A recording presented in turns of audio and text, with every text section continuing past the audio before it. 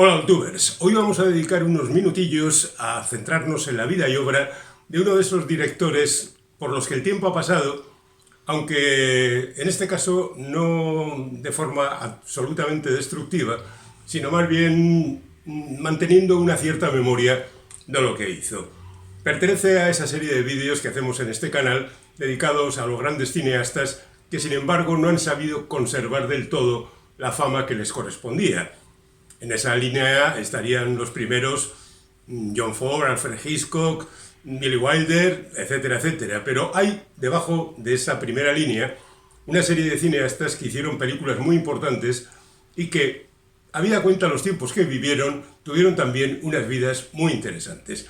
Hoy hablamos de John Huston porque hemos encontrado la disculpa perfecta en la celebración de su 120 aniversario, porque nació en Missouri el 5 de agosto de 1906.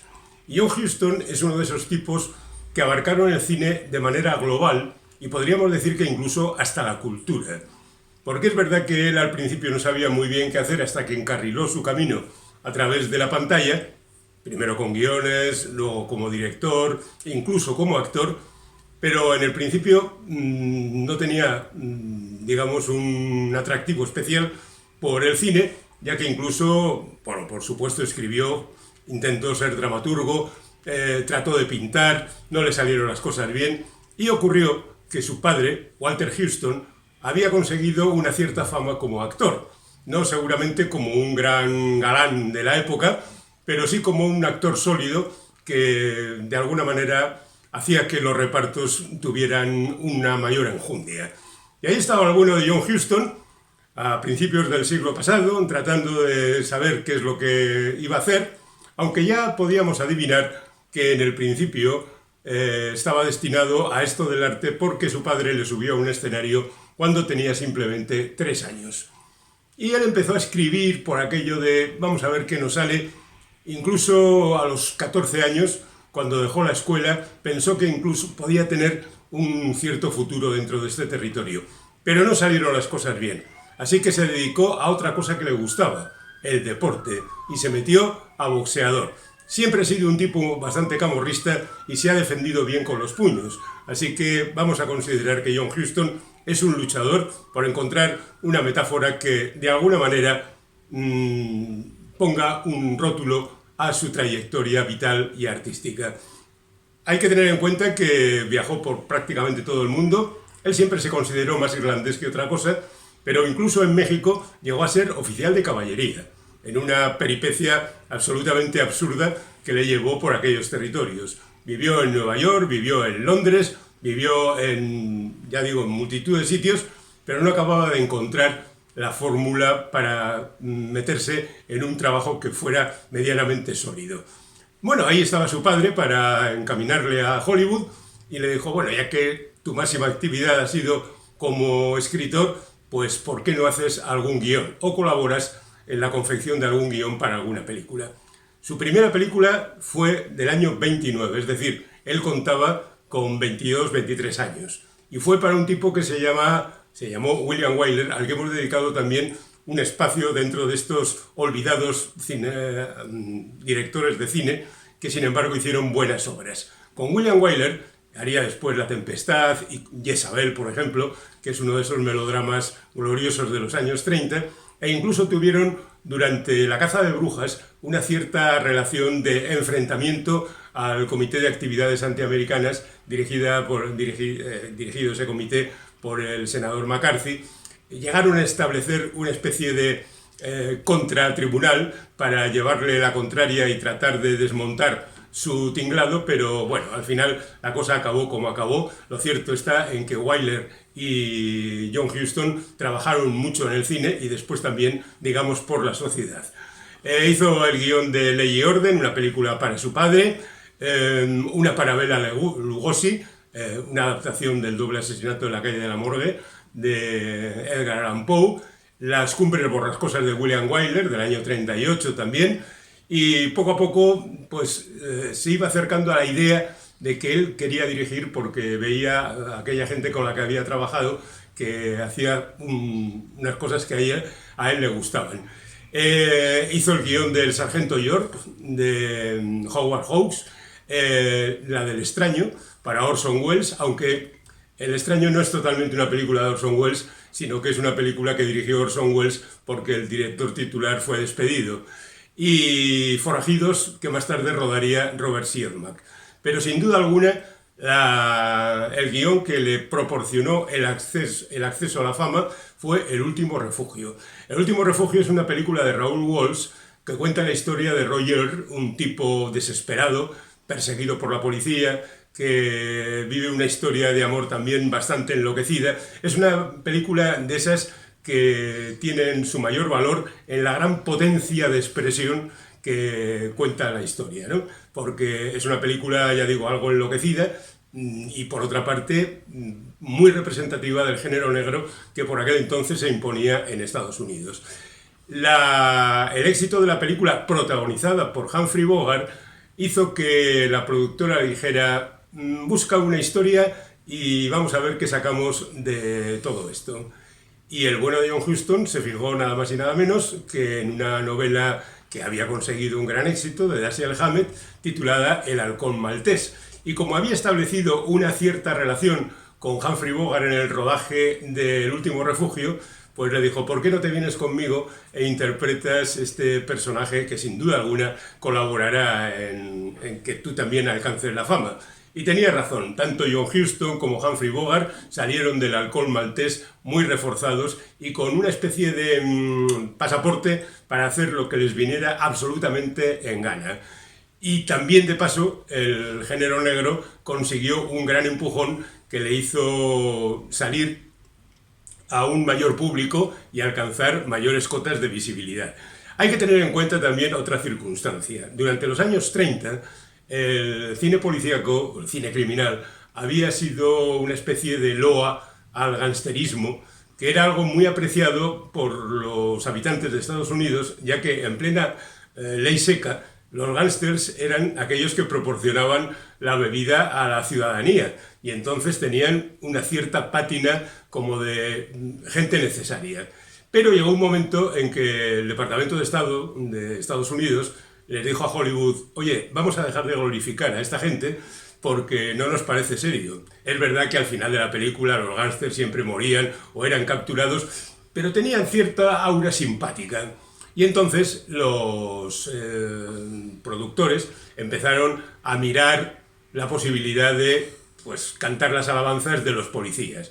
Pero tampoco era una figura especialmente querida, así que encontraron la medida perfecta en el detective privado, que por aquel entonces era una figura que cobraba cierta relevancia. Y Sam Spade, el personaje que interpretaba Humphrey Bogart en El Halcón Maltés, pues evidentemente era una figura muy, muy aprovechable. Bueno, ya tenemos a nuestro héroe instalado en Hollywood. Hace un melodrama a mayor gloria de Bette Davis y Olivia Havilland, titulada Como ella sola.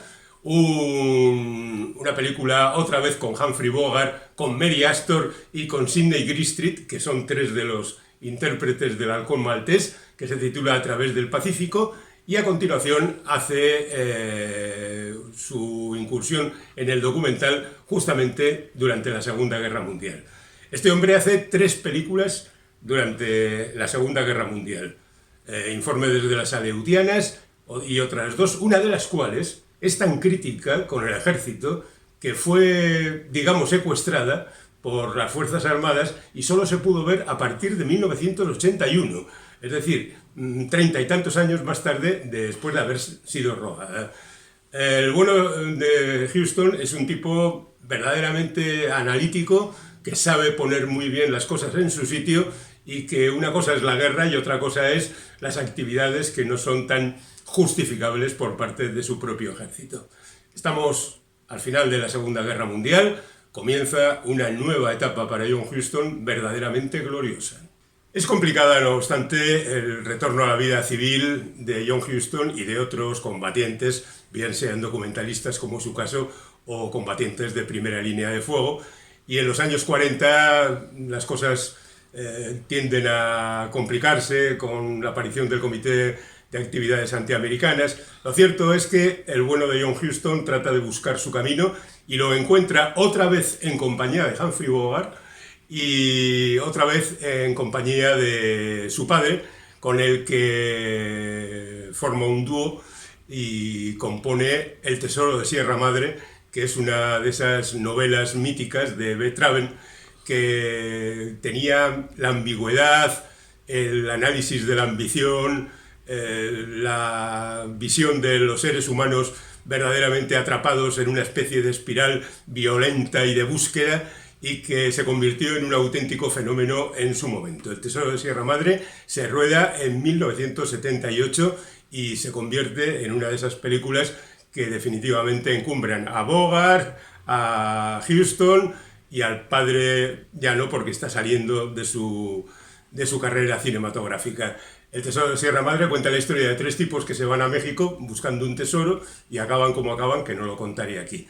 Hace después una encuesta llamada Milagro, que es una especie de película de mucha participación de directores y actores que no ha pasado a la historia, pero también a continuación, como aprovechando el tiempo, rueda otra película con Humphrey Bogart que se titula Cayo Largo. Cayo Largo es una obra teatral de gente atrapada en un cayo de Florida donde se recibe la visita de un gángster interpretado por Edward G. Robinson, y a partir de ahí se desatan las tensiones entre los personajes. Bogart es un militar que ha vuelto a la guerra civil, Lauren Bacall es la hija del dueño del hotel, y Lionel Barrymore es el dueño del hotel. Tiene un reparto la película verdaderamente excepcional, y si bien es cierto que tiene los problemas de cualquier adaptación teatral al cine, de escenario único y demás, gracias a un potentísimo guión y a las interpretaciones del reparto, la película es muy disfrutable.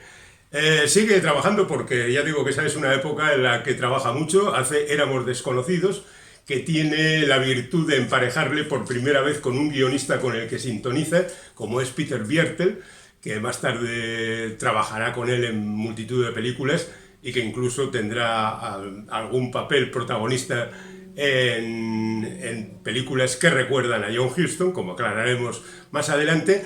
Y en el año 50 hace La jungla de asfalto.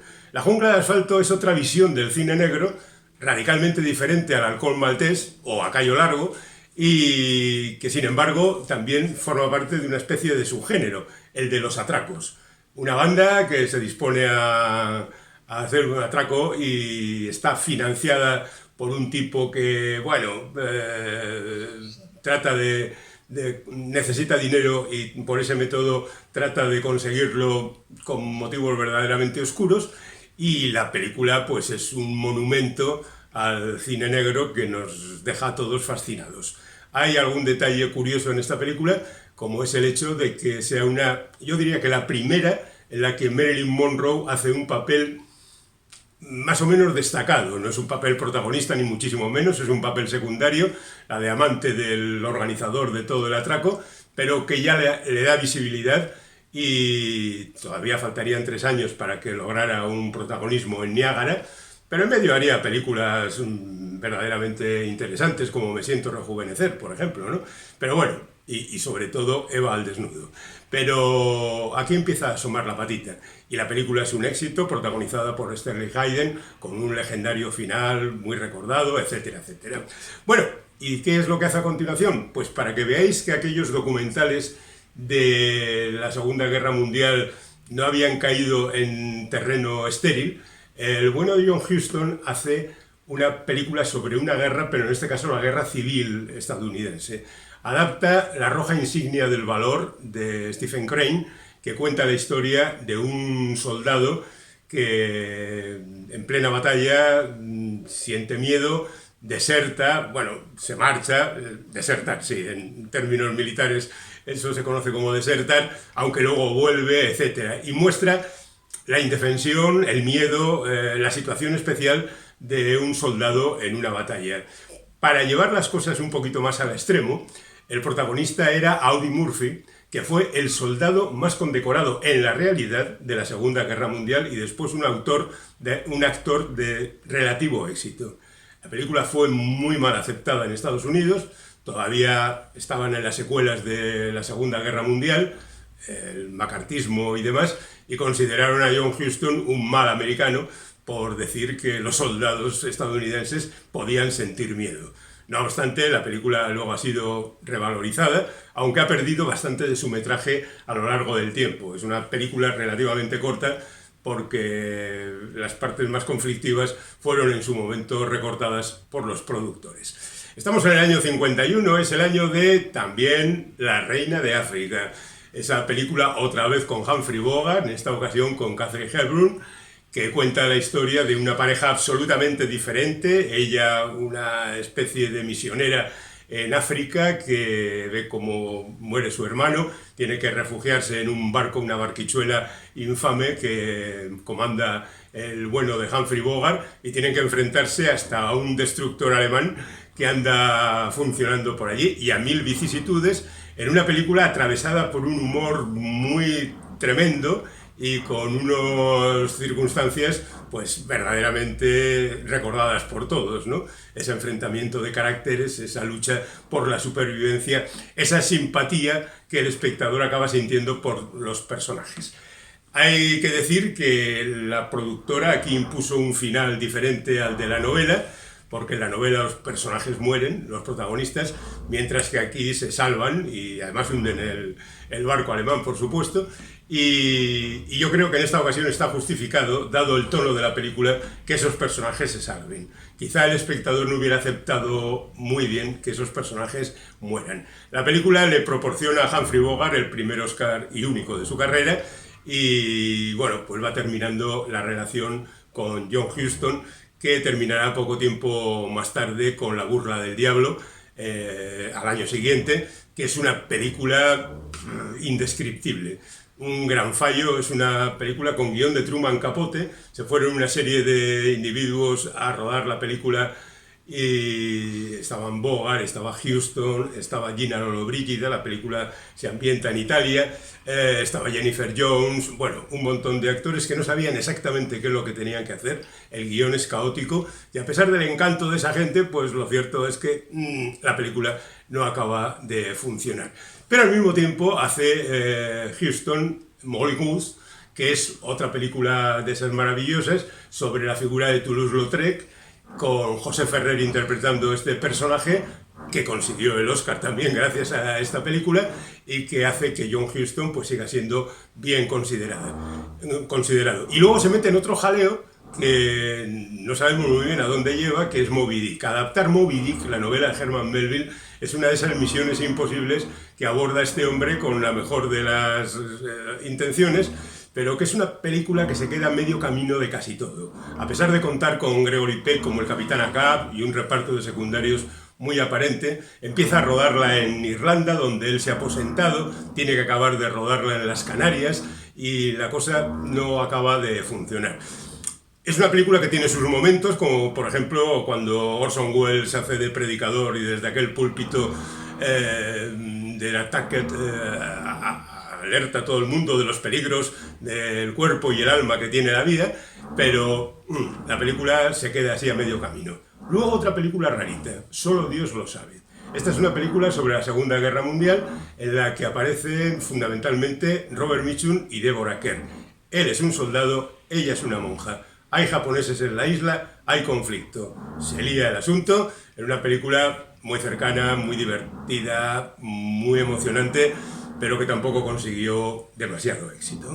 Ahí tenemos a John Huston, dándole a la manivela y rodando películas, algunas difícilmente justificables, algunas en colaboración con otros. Por ejemplo, ayuda a Charles Vidor, que ya se está retirando, de hecho, él enferma y Huston termina la película con la película Adiós a las armas, aquella que protagonizaron Rojason y Jennifer Jones. Después de eso hace El bárbaro y la geisha, que es una película también difícil de explicar, con John Wayne de protagonista, la historia de un cónsul americano en Japón, que es una película, digamos que mala.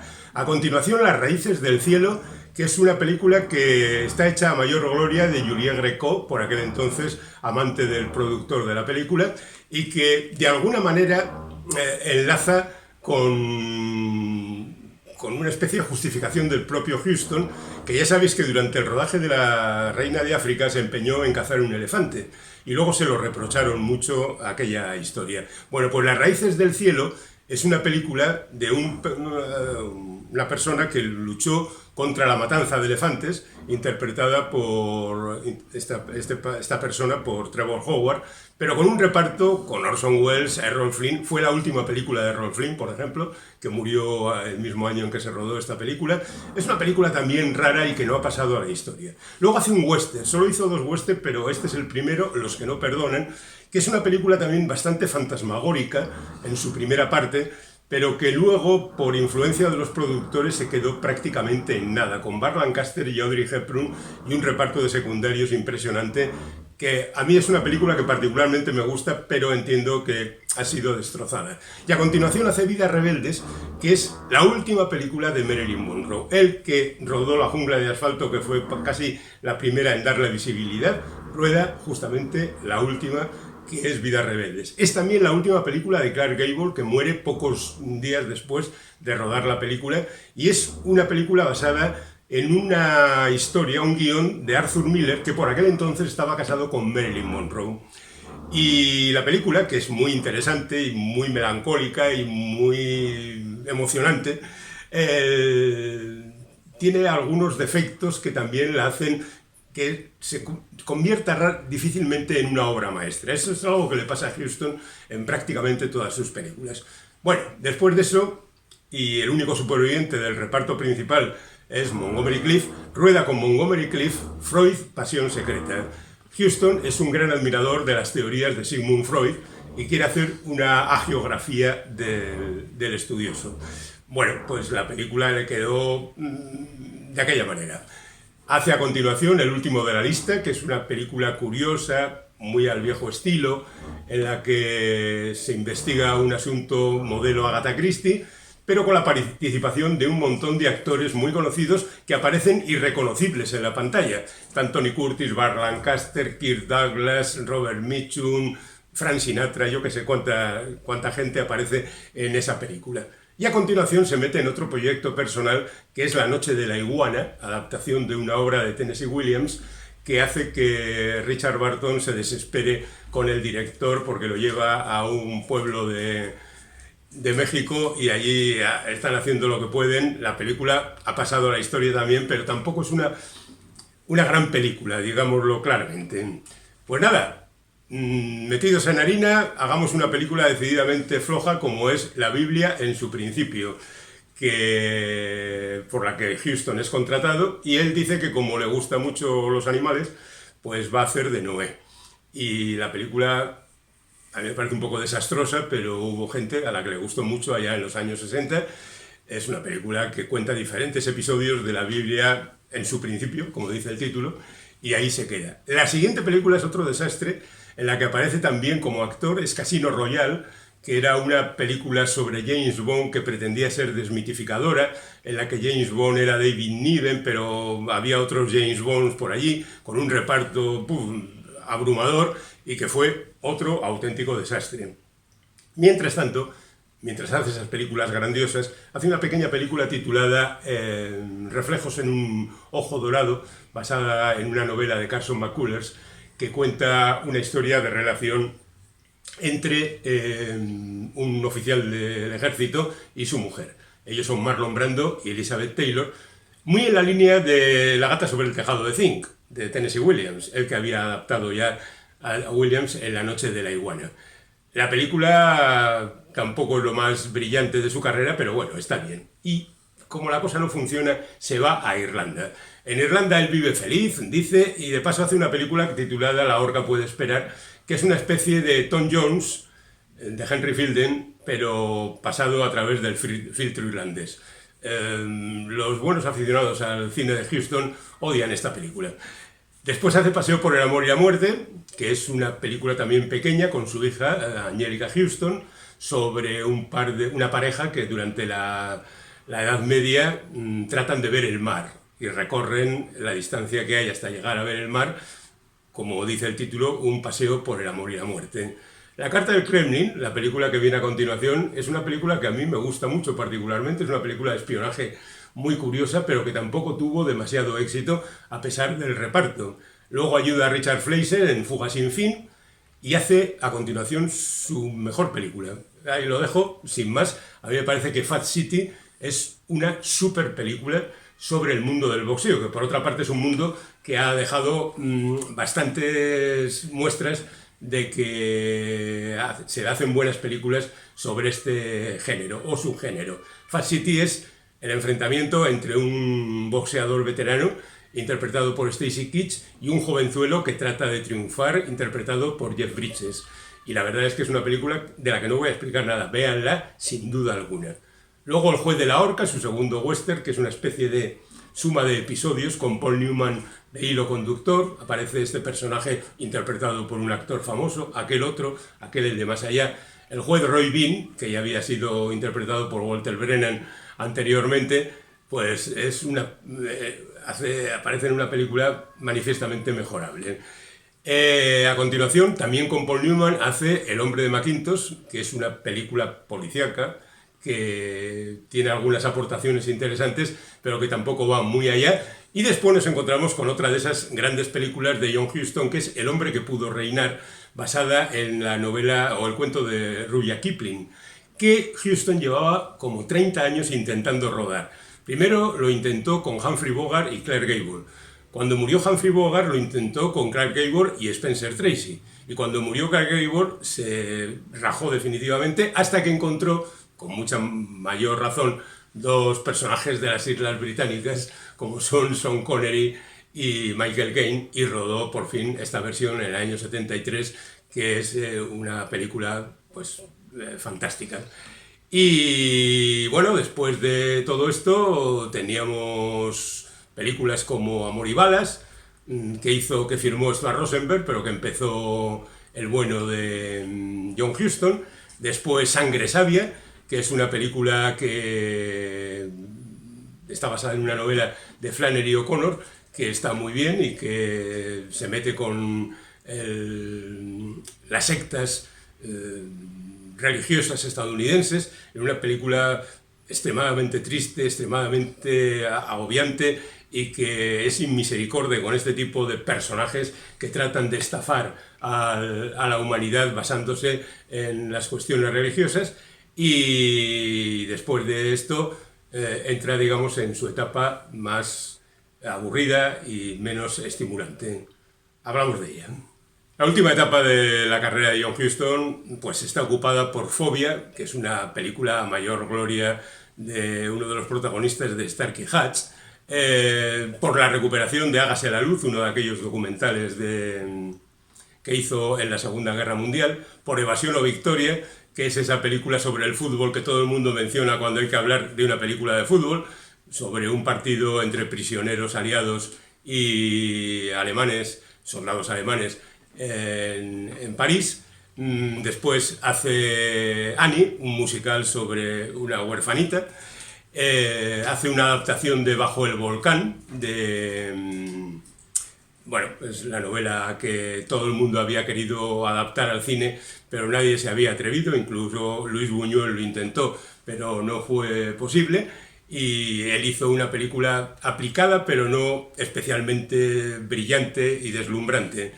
Hace una película titulada El honor de los Pritchie, que es una historia policíaca donde aparece Jack Nicholson, Catherine Turner y Angelica Houston, que está bien, es una película que está bien, pero que no está a nivel de lo que se espera de John Huston. Y después hace su última película en el año 87, titulada Dublineses. En realidad se titula Los muertos. Los muertos es el último cuento que aparece en la antología de James Joyce titulada Dublineses, y por eso Dublineses se tituló aquí Dublineses.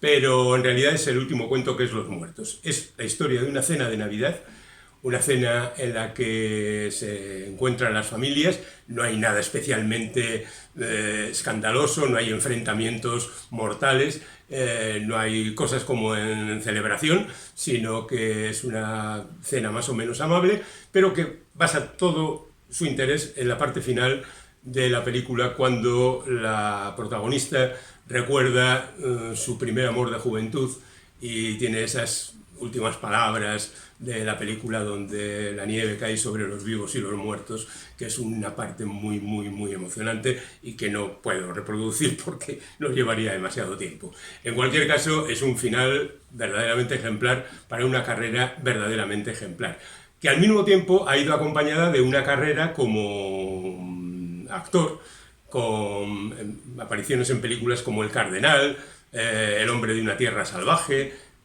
Chinatown, seguramente su mejor aparición, El viento y el león, cosas como Tentáculos, que es como Tiburón pero en chungo, El diabólico triángulo de las Bermudas y 11+1, una película sobre fútbol que a él le gustaba mucho, como Evasión y Victoria, e incluso pensaba aparecer en una película de su hijo, Danny Huston, titulada Mr. North, pero el enfisema pulmonar que venía castigándole durante tantos años acabó con su vida antes de poder hacer todo eso.